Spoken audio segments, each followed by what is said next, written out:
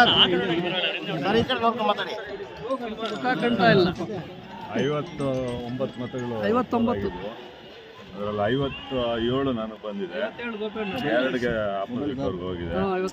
8ನೇ ಸಾರಿ ನನ್ನ ಚುನಾವಣೆ ಆಗಬಾರ್ದು ಆಗಿತ್ತು. ಕೆಲವು ಶಕ್ತಿಗಳು ಇದರಿಂದ 3 ಜನ MLA ಇದ್ದಾರೆ. ಯಾರು ಸರ್? 3 ಜನ ಸೂಪರ್ MLA ಇದ್ದಾರೆ. ನಮ್ಮ ಕೋಲಾರದಿಂದ ಒಬ್ಬರು ಗೋವಿಂದ ಗೌಡರು ಅಂತ, ಆಮೇಲೆ ನಮ್ಮ ಬಂಗಾರಪೇಟೆ MLA ಅವರು,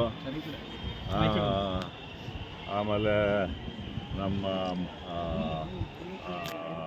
KGF MLA ಅವರು, 3 ಜನನೂ ಸೇರಿಕೊಂಡು 2 ಓಟ್ ಹಾಕ್ಸಿದ್ದಾರೆ. ಆಪೋಸಿಟಲ್ಲಿ 2 ಓಟ್ ಬಿದ್ದಿದೆ.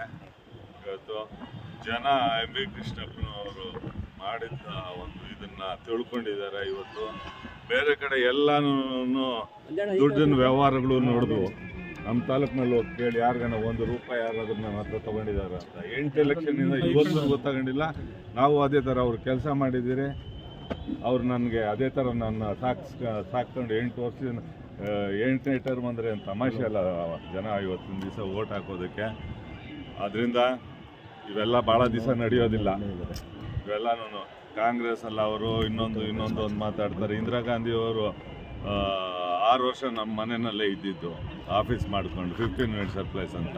ನಾನು 8 ಜನ ಕಾಂಗ್ರೆಸ್ ಪ್ರೈಮ್ ಮಿನಿಸ್ಟರ್ ಜೊತೆ ಇದ್ದೀನಿ. ನಾನು ನಮ್ಮ ಮನೆಯಲ್ಲಿ ಫೋಟೋಗಳಿದ್ದಾವೆ. ಆ ಥರ ನಾವು ಕಾಂಗ್ರೆಸ್ ಪಾರ್ಟಿ ಅಲ್ಲ ಅನ್ನೋ ಮಾತಿಗೆ ಬುದ್ಧಿ ಜನ ಇವತ್ತಿನ ದಿನ ಹೇಳ್ಕೊಟ್ಟಿದ್ದಾರೆ.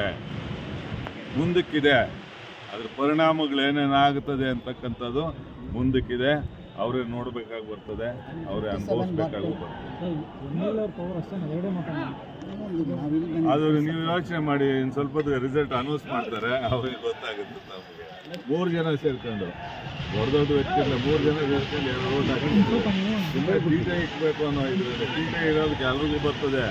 ನಾವು ಹುಡ್ದಾಗಿಂದ ಅದರಲ್ಲೇ ಬೆಳೆದಿರೋದು, ನಾವೇನು ಗುಗುಗಳಲ್ಲ ನಾವು. ಅದಕ್ಕೆ ಜನಕ್ಕೆ ಗೊತ್ತು ಯಾರು ಓಟ್ ಹಾಕಬೇಕು ಅಂತ. ಅವರು ಅರ್ಥ ಮಾಡ್ಕೊಳ್ಳಿ. ನೀವು 57 ಓಟ್ ನನಗೆ ಹಾಕಿ 2 ಓಟ್ ಅವ್ರಿಗೆ ಹಾಕಿದ್ದಾರೆ ಅಂತ ಅಂದ್ರೆ ಅವ್ರು 3 ಜನಕ್ಕೂ ಸೇರ್ಕೊಂಡು ಇವತ್ತಿನ ದಿವಸ ಅದರಲ್ಲೇ ತಾವು ಅರ್ಥ ಮಾಡ್ಕೊಳ್ಳಿ. ನಾನು ನನ್ನ ಮತದಾರರು ಏನಿದ್ದಾರೆ ಅವರ ಪಾದಗಳಿಗೆ ನನ್ನ ನಮಸ್ಕಾರಗಳನ್ನು ತಿಳಿಸ್ತಾ ಇದ್ದೀನಿ. ನಾನು ಮತ್ತೆ ಇನ್ನೊಂದು 2 ಜನ್ಮ ಹುಟ್ಟು ಬಂದ್ರೂ ನಾನು ಅವ್ರ ಋಣ ತೀರ್ಸೋಕ್ಕಾಗೋದಿಲ್ಲ. ಇವತ್ತು ಹೇಳ್ತೀನಿ, ಅವತ್ತು ಹೇಳ್ತಾ ಇದ್ದೀನಿ, ನಾಳೆನೂ ನಾನು ಇದನ್ನು ಹೇಳೋದು. ನಾನು ಯಾವತ್ತೂ ನಮ್ಮ ಮತದಾರರ ಪಾದಗಳ ಹತ್ರ ಓಕೆ ಸರ್. ಅದು ನಮ್ಮ ಹೈಕಮಾಂಡ್ ಇದೆ. ಹೈಕಮಾಂಡ್